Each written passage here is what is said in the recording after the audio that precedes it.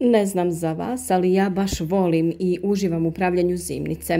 Napokon je došlo i vrijeme da se kiseli kupus, a mi ćemo svoj recept da podijelimo sa vama. Mnogima ovaj recept nije potreban jer znaju kako se ovo radi, ali početnicima ipak treba malo detaljnije objasniti kako da odrade ovaj posao. Pa krenimo. Ovo je osnovni recept koji se pravi u mom kraju bez ikakvih dodataka, ali vi možete dodavati razne začine. Kod nas to nije običaj. Prvo što je jako bitno jeste odabrati dobar kupus, jer kupus mora biti zdrav i tvrd. Glavice trebaju biti zdrave i savijene, znači ne smiju biti mekane i previše lisnate. Prvo što je potrebno uraditi jeste odstraniti sve ove vanjske i pokvarene listove. I ove godine su glavice kupusa dosta krupne, pa smo birali onako da imamo različitih veličina kako bi mogli praviti različita jela. Ove krupnije glavice naravno idealne su za pripremu listova za sarmu, a ove druge sitnije ćemo iskoristiti za pripremu druge vrste jela. Ukoliko imate previše ovih velikih glavica, slobodno ih možete prepoliti ili prerezati na četvrtine, a ostavite sebi i dovoljno ovih cijelih koliko vam je potrebno. Mi ćemo danas pokazati dva načina kiseljenja kupusa. Kiseliti ćemo cijele glavice naravno, a dio ćemo naribati i pokazati vam kako ga možete spremiti u vrećice. Na ovaj način odmah ćete imati dio ribanog kupusa koji je idealan za salate. Zato ćemo prvo izribati ovaj kupus koji je potreban da odstoji neko vrijeme. Prepolite glavicu kupusa kako bi lakše mogli da ribate na sitno, a ja ću vam pokazati kako ja ribam kupus.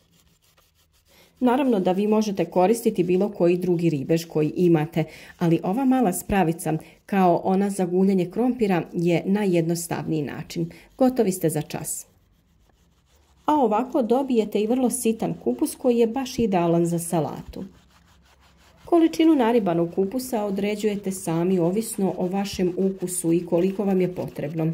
Kada dodajem salatu kao prilog za jela, volim da je ovako sitnija jer onda naravno bude i dosta ukusnija. Kada ste naribali željenu količinu kupusa, samo ga posolite onako kao za salatu i ostavite da stoji neko vrijeme.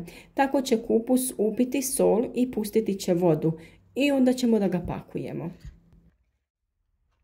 Sada je vrijeme za drugi korak, pripreme cijelih glavica kupusa.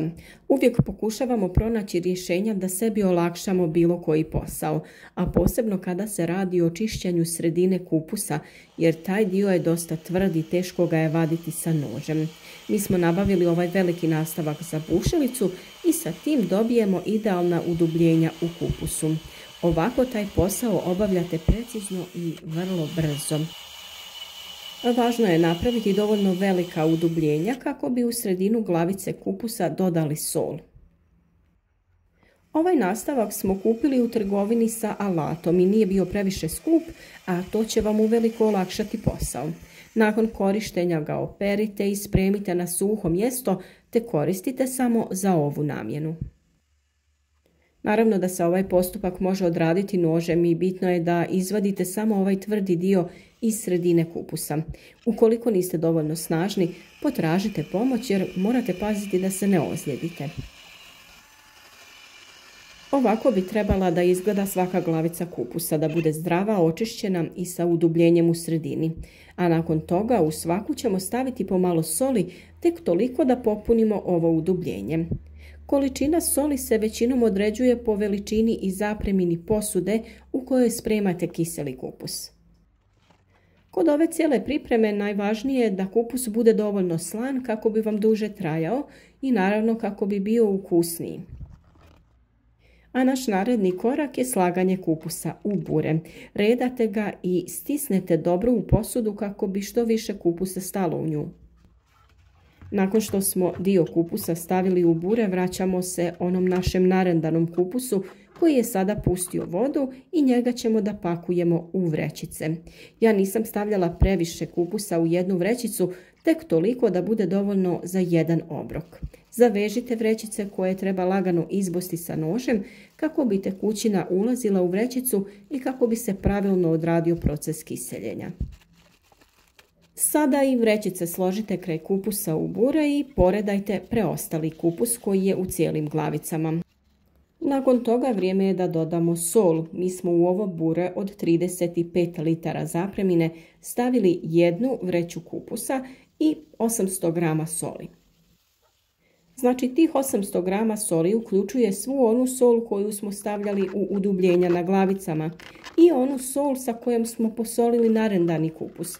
Znači ukupno na ovo cijelo bure potrošili smo 800 grama soli. Važno je da na vrh stavite neki držač ili drvenu dasku kako kupus ne bi izlazio iz vode jer je vrlo bitno da bude potpuno uronjen u vodu. A sljedeći korak jeste upravo dodavanje vode preko kupusa i kao što sam rekla morate u potpunosti prekriti kupus sa vodom. Ovaj kupus sada ostavljamo do sutra te ćemo ponovo provjeriti razinu vode jer je kupus lisnato povrće puno zraka i u sve te šupljine sada će ući voda i polagano će se nivo vode spustiti. Prilikom provjere razine vode provjerite i slanoću i naravno kroz 2 dana možete još uvijek dodavati sol. Vrlo je bitno da nakon što ste dodali svu količinu vode i željenu količinu soli, dobro zatvorite ovo bure i da ga ne otvarate barem mjesec dana. Nakon toga ovaj kupus bi trebao biti ukiseljen, a ukoliko je stajao i na nekom toplijem mjestu, ovaj proces bi mogao biti gotov i ranije. Ovako izgleda naš kupus kada je gotov i mi cijelu zimu svakodnevno uživamo u njegovom okusu. Vjerujem da ste dosta puta čuli koliko je kiseli kupus zdrav i nadam se da ćete isprobati naš recept te održavati vaš imunitet na zavidnom nivou i uživati u kiselom kupusu cijelu zimu.